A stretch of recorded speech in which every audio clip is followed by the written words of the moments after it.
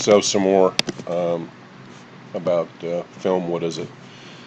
It can reach a mass audience fairly quickly by those who see and then those who review, cover the film.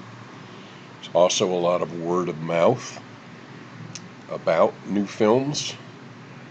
People tell their friends, you know, I just saw a movie. I just saw the new James Bond movie. Oh, how did you like it?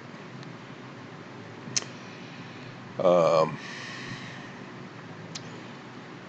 Very valid point is that movies screened in theaters,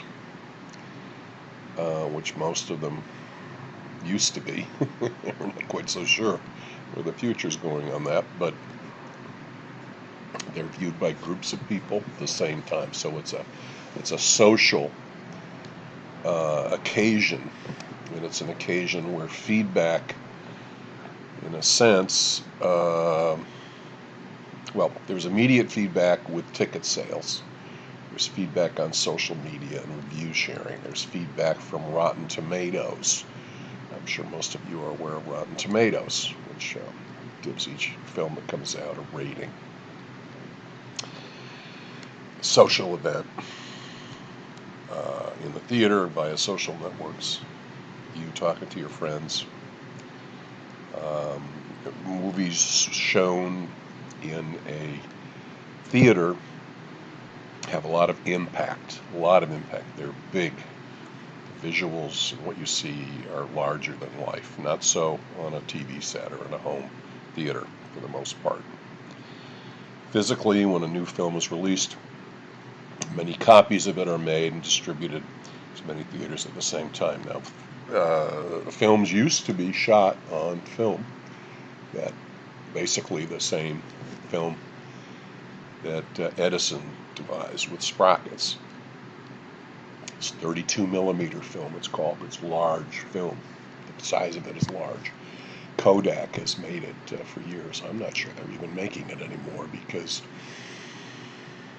now that production has gone digital, that productions are shot with digital cameras. Some are even shot with iPhones. There have been movies made that are totally shot with iPhones and recorded with iPhones. In fact, the new iPhone supposedly has a superior camera setup for filming and making movies. But net, when the film is digital and the theaters have digital projectors, which pretty much all of them do now, distribution can be as simple as sending a file by the internet or courier, sending by a FedEx or whatever, a disc or a jump drive or something that can be stuck into the projector and played. So it's gotten very much easier and cheaper to distribute films now that they're digital. This one I underlined. I think it's really important. Movies move us. Movies make a mark.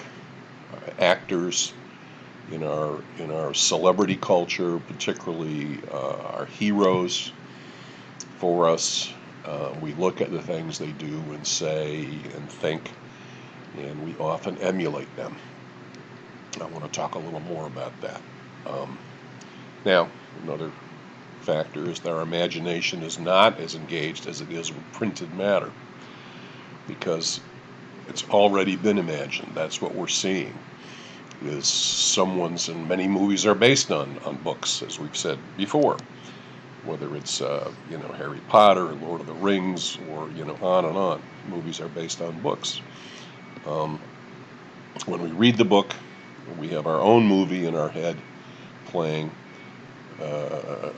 When we see the movie, we're watching someone else's movie in a way. So again, the imagination is not engaged. We're not creating our own film in our mind. It's already there to watch. It means there's a different level of attention somehow, I think, with a film than there is reading.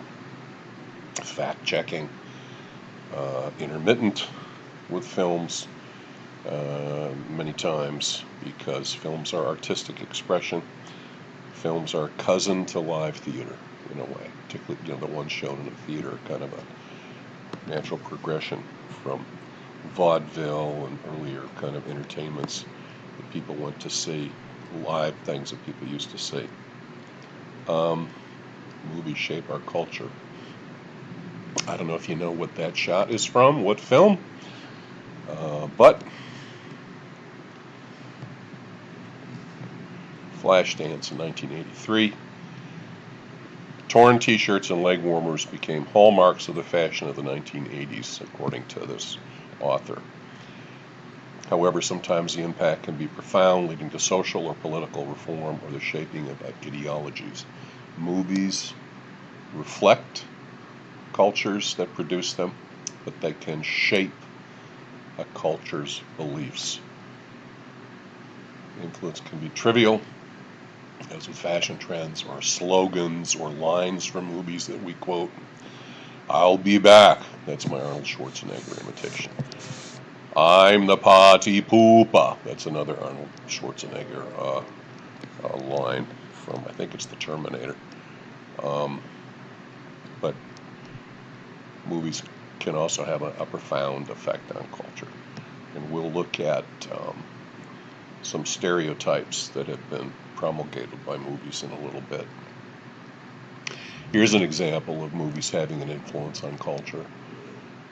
Lots of characters have smoked in movies, particularly movies of the 30s and 40s and 50s and 60s, even 70s, when smoking was much more widespread in society. People who were concerned about cutting back on smoking, about keeping kids from getting the habit of smoking, first reached out to curb ads. They threw smoking ads, cigarette ads off of TV.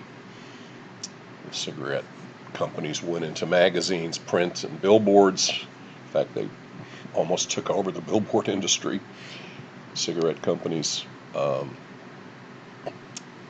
But despite curbing the ads, youth smoking, continued, and folks finally realized that Hollywood was a big, frankly, culprit, because the cool actors, that's John Travolta in Grease in the upper right-hand corner there.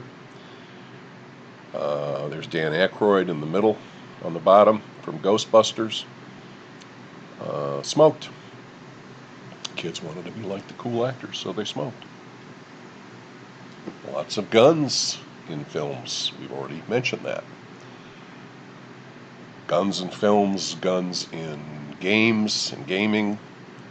Does that make people more interested in getting involved with guns or in using guns?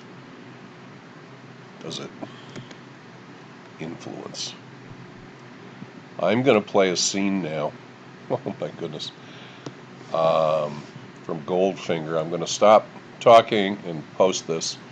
This is from Goldfinger. It's the second, I think, James Bond movie. The first one book that was made into a movie was books by Ian Fleming, a British author who was at one point, I think, in the Secret Service in Britain. Invented the character James Bond. The first movie was From Russia with Love, which I think was 62, maybe 63. Goldfinger had a major impact on the culture. People my age, people in their mid to late 60s. Yes, I'm an ancient old fellow. We saw Goldfinger when we were kids, 11, 12 years old, and it was the coolest thing around, James Bond. We all wanted to be like James Bond afterwards. I'm going to show you a video of how James Bond treats a character in Goldfinger with the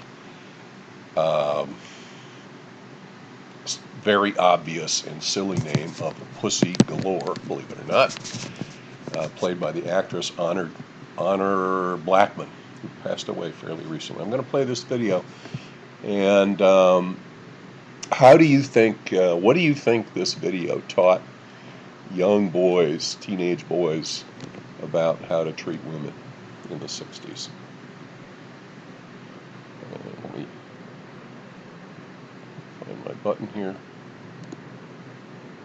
Oh, hold on.